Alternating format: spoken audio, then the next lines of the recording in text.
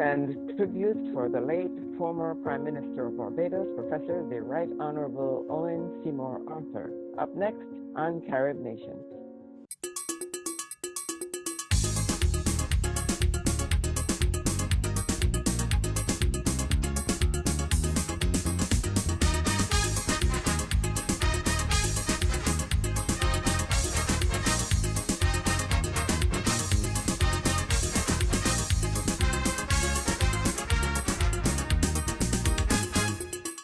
Hello, welcome to CaribNation. I'm Doris Dean. Former Prime Minister, Professor the Right Honorable Owen Seymour Arthur, the longest-serving Prime Minister of Barbados, died at the age of 70 after a very short illness. Prime Minister Arthur's stellar, tireless, and unselfish contributions to the economy of Barbados, to Caribbean regionalism, and in the international financial arena are well documented and will shape his enduring legacy. Joining me today to share memories of their experiences with the former Prime Minister, to pay tribute, and to talk about his legacy are His Excellency Noel Lynch, Ambassador of Barbados to the United States and Permanent Representative to the Organization of American States, Sir David Simmons, former Chief Justice of Barbados, Professor Andy Knight, Acting Chair, Department of Political Science, University of Alberta in Canada, and Professor David Hines, Associate Professor of Caribbean Studies, Arizona State University. Gentlemen, welcome to CaribNation, and thank you so much for joining me. And first, I will ask you to tell me about your relationship with Prime Minister Arthur and your reaction on hearing of his death. And I'll start with you, Professor Knight.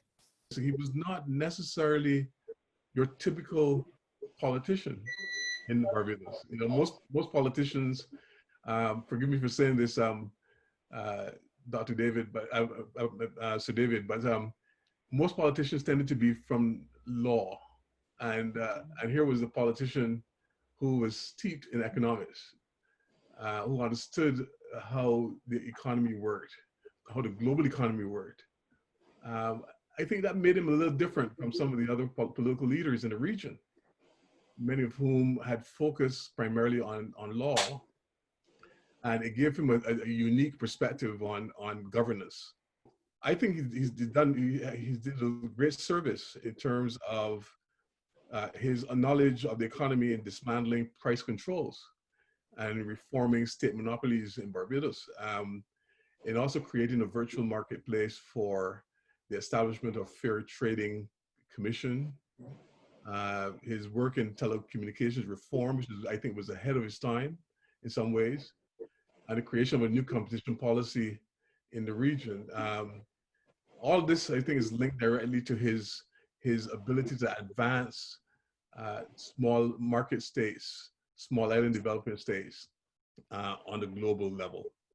To understand Owen Arthur in his both his particular but his general existence, one has to situate him within the context of the emergence of what we call globalization.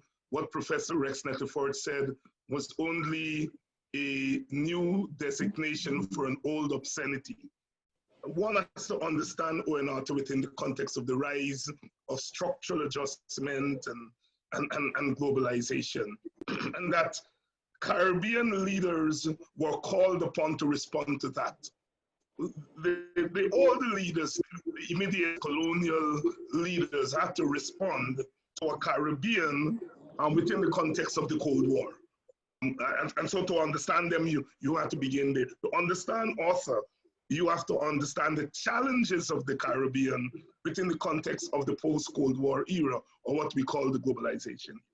And the fact that he was steeped in social sciences in general and economics in particular made him very relevant. And so in a sense, he was a product of a particular moment in Caribbean history. And he had the capacity to deal with that moment. And so that's how I would like to see Owen Arthur. And to do so, you had to do so both at the national level, but also within the context of the larger and wider Caribbean. It is instructive that Owen Arthur spent his early years in Jamaica under Michael Manley and the democratic socialist experiment. And you can see as he's grappling with the challenges of Barbados that he would have learned both the lessons of what happened in the Caribbean in that period, and so therefore was able to avoid some of the mistakes that was made there. How do you maintain a state and an economy that responds to the needs of the ordinary people, the least among us, while understanding the vulnerability of small states? As David Rudder said, in a world don't need islands no more. C.L.R. James once said about Garfield Sobers and the Mighty Sparrow that they represent a fusion of time, place, and person. And I would like to say that about Owen Arthur, that Owen Arthur represented that time, place, and person.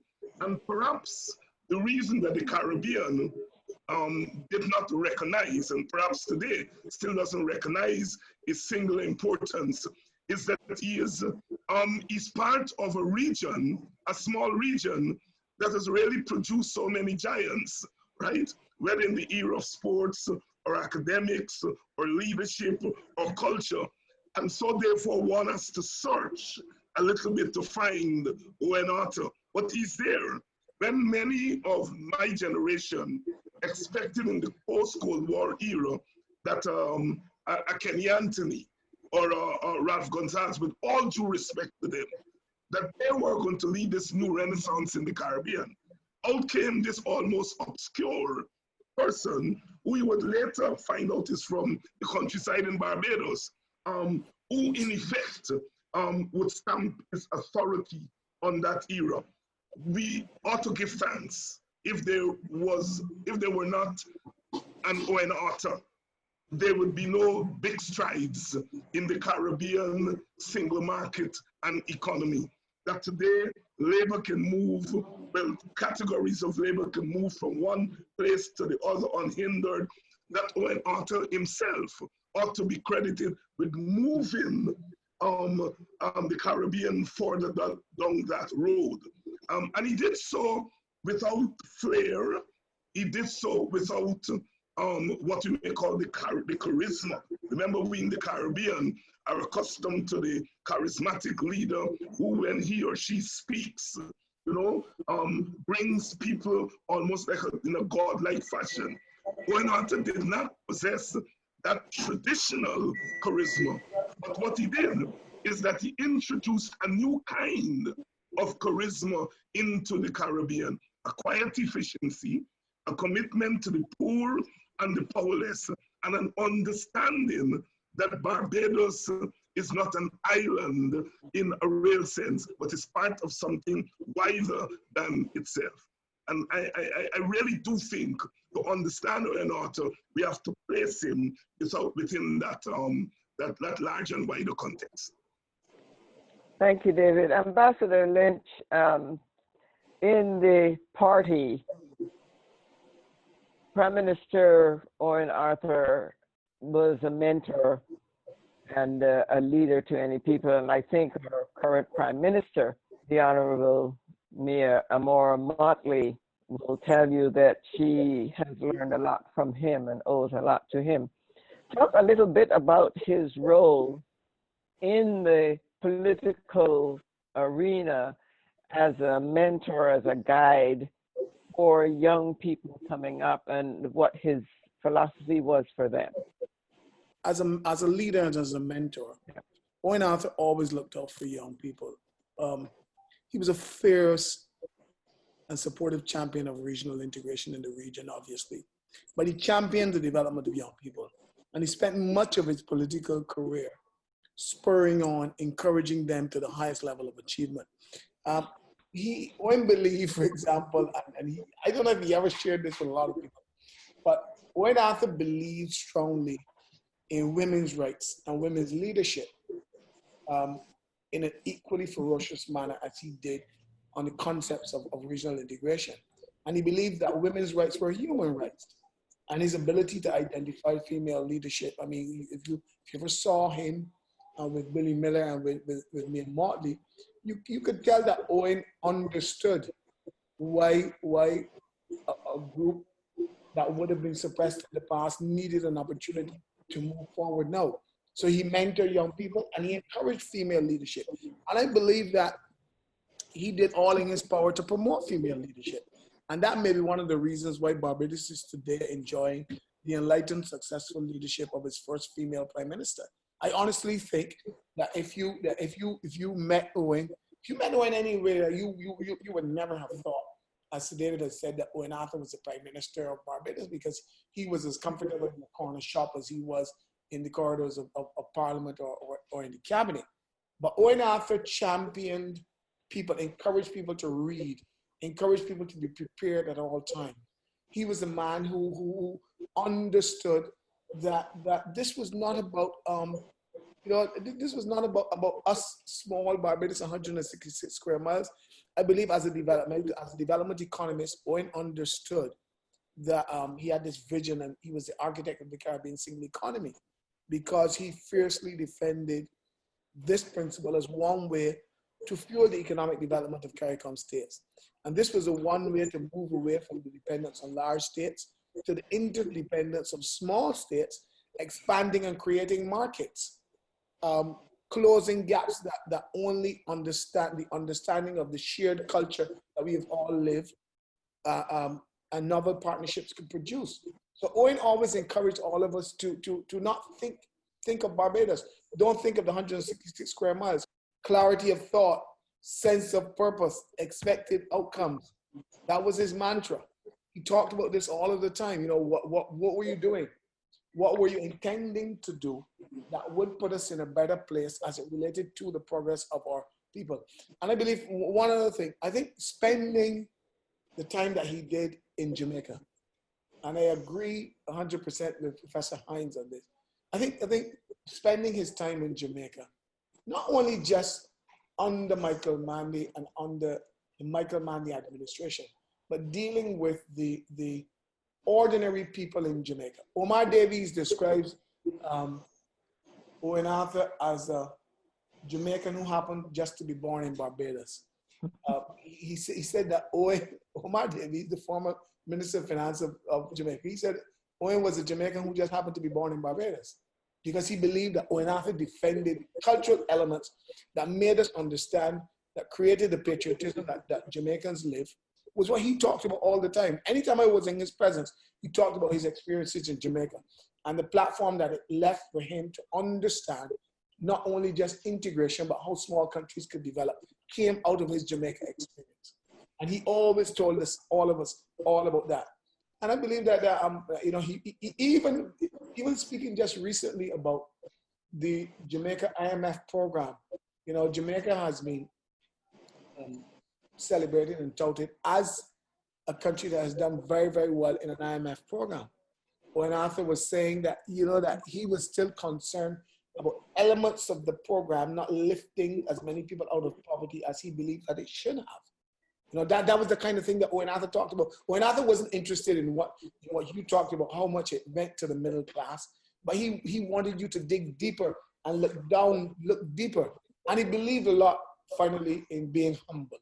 He encouraged us to be humble. He often quoted from Thomas Gray's Elegy in a Country Churchyard, which was a memorial honoring the life of humble rustic folk, of which Owen Arthur thought that he was one. And it reminded us, as Sir David has said, that the same people that cheer you will jeer you in the future, and that you needed to stay humble. You need to stay humble. If you were going to be an elected politician, that you needed to stay humble, because the same people that were going to push you up are the ones that were going to eventually pull you down. Thank you. I make one comment there. When he lost the last election, the last time, the comments I heard were that he had become too big and he was too sure of himself and he was beginning to take Barbados for granted. Does any one of you feel that that was a fair assessment? I think that in 2013, there were, well, first of all, in 2008, there were factors at work which happened to eventuate after a person has been in power for a long time. After 14 years at the helm of politics in Barbados, people naturally tend to get tired of seeing the same old faces again in the BLP. So there is a call for a renewal, not necessarily of the same party, but new faces. And there is also another phenomenon to which people pay no attention. And that is that every so many years, 10 years certainly, there is a person coming on to the electoral register to vote for the first time. And he doesn't want to know at age 18 what you did 10 years ago and how you took the economy in 1994 when it was run down and built it at the foreign reserves at $2 billion and all the 30,000 jobs and so on. This first time voter, these young people want to know, what are you going to do for me now? And so the young people very often play a pivotal role in changing a government.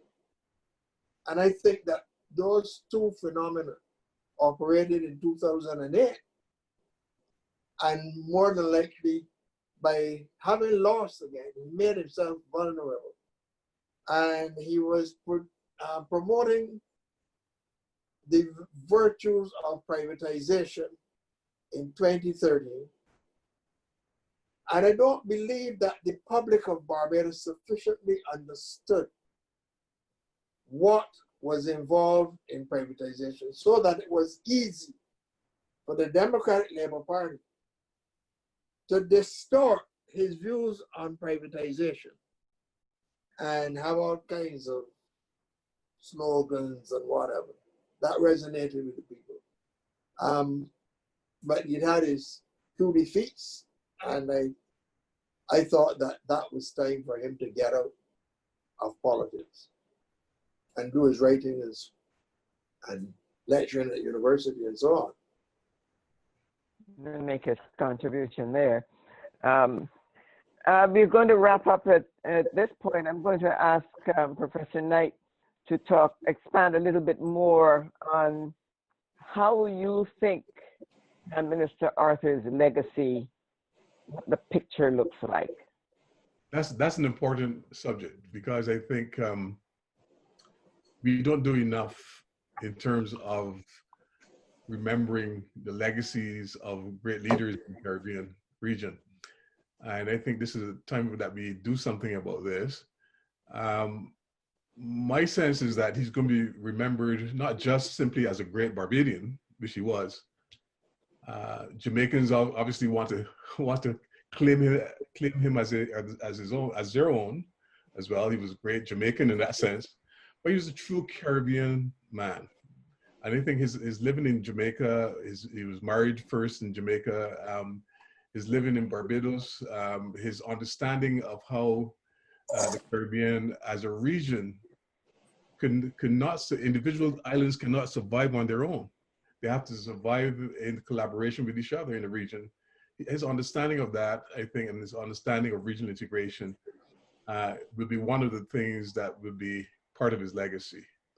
I think more recent part of his legacy is going to be the way in which he vociferously supported Guyanese, the will of the people in Guyana in the last election.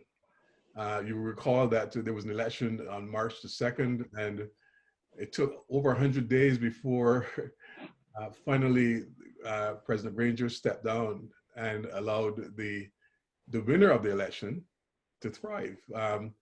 I think Arthur demonstrated his commitment to democracy and good governance in the region by focusing attention on what was going on there in Guyana and not allowing fraud to take place at this particular time in history. That reflected badly not just on Guyana, but on the rest of the Caribbean region as well.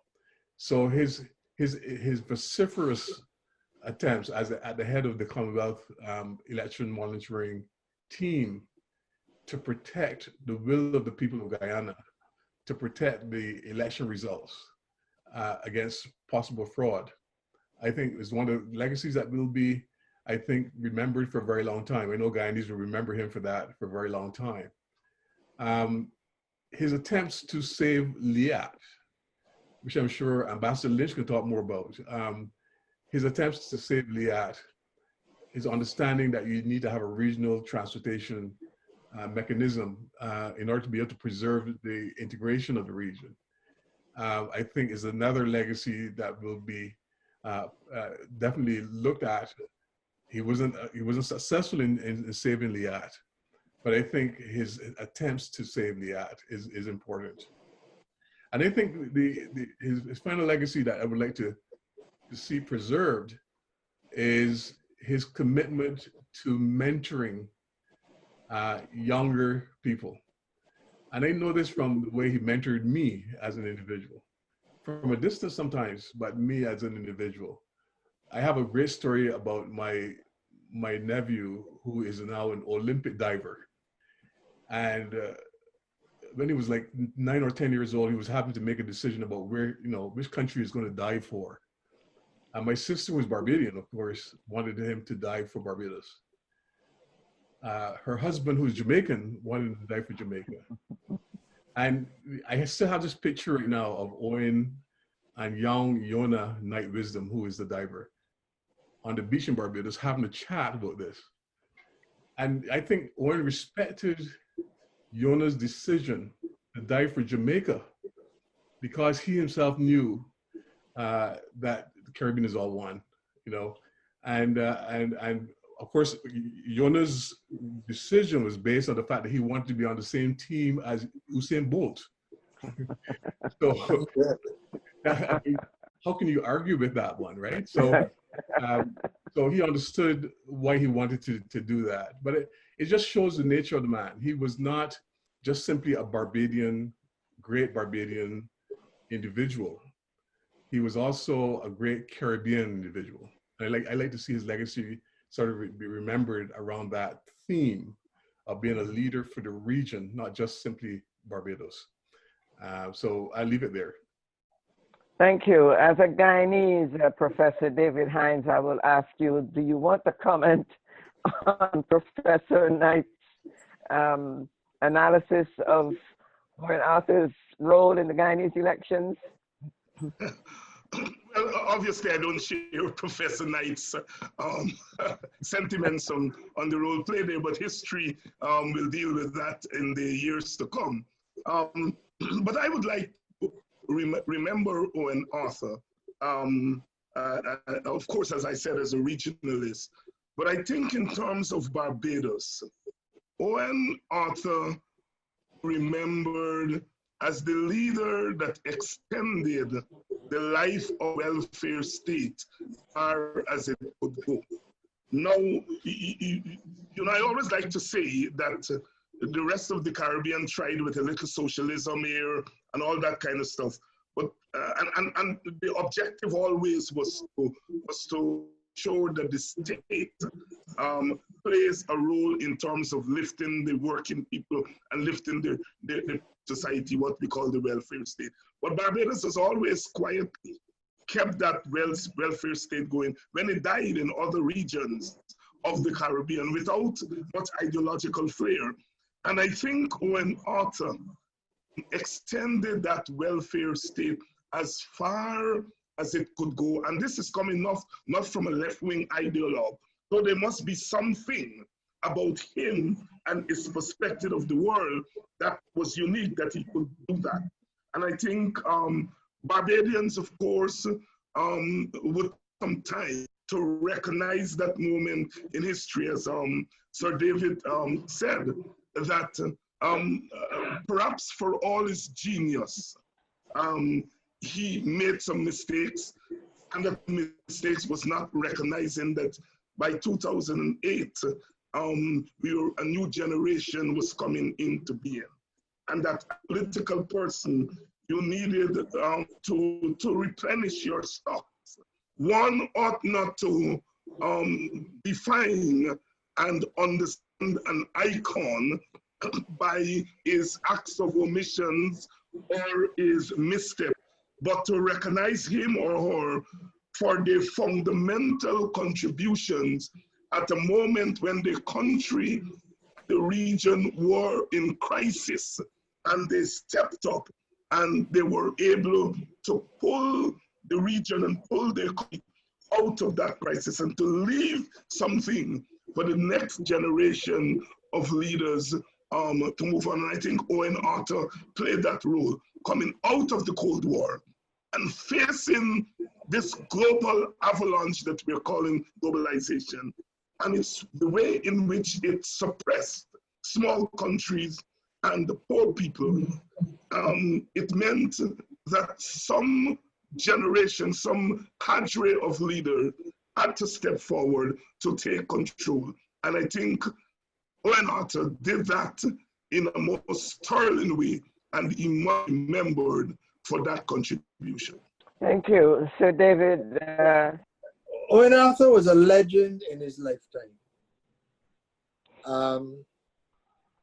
His massive, and what you said at the very beginning, stellar contribution to the development of Barbados and its peoples, and his commitment to regional integration have combined to guarantee him an indelible place in the history of the islands of the Commonwealth Caribbean. Thank you. And Ambassador Lynch, I'll ask you to wrap up. Well, Darius, let me just say this.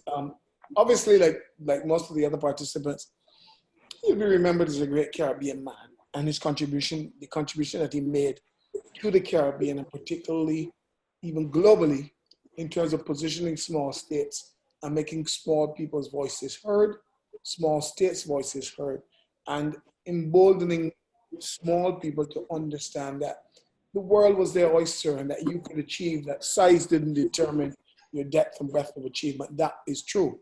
In my opinion, Owen Arthur ably and admirably executed his duty to Barbados and to the region.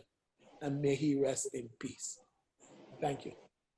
Thank you. That is a perfect point on which to end. And I thank you all. Prime Minister, Professor, the Right Honorable Owen Seymour Arthur, son of Barbadian soil, a man of the Caribbean. Until next time, I'm Darius Dean, and remember, our motto is one people, one culture, one Caribbean, one nation.